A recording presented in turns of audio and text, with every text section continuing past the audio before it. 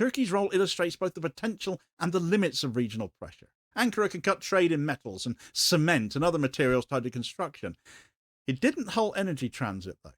Crude oil shipments from the port of Ceyhan to Israel have continued regardless. Roughly 40% of Israel's crude supply arrives through the Baku-Tbilisi-Ceyhan pipeline from Azerbaijan. At $1.27 per barrel in transit fees, Turkey has no incentive to shut that flow off.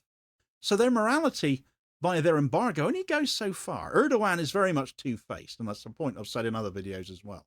The government publicly denied that oil still moved to Israel, calling such claims unfounded. Yet UN trade data compiled by Turkish Minute showed Turkey remained Israel's fifth largest exporter throughout last year, with nearly $2.9 billion in recorded trade.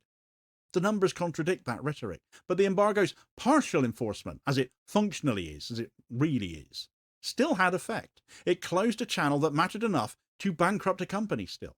So there were still consequences here.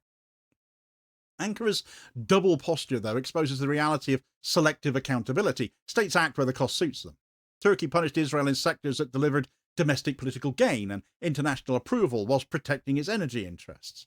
Israel still paid a price. They could be paying a bigger and more meaningful one, though. So the myth of total insulation died even under a half-enforced embargo, though.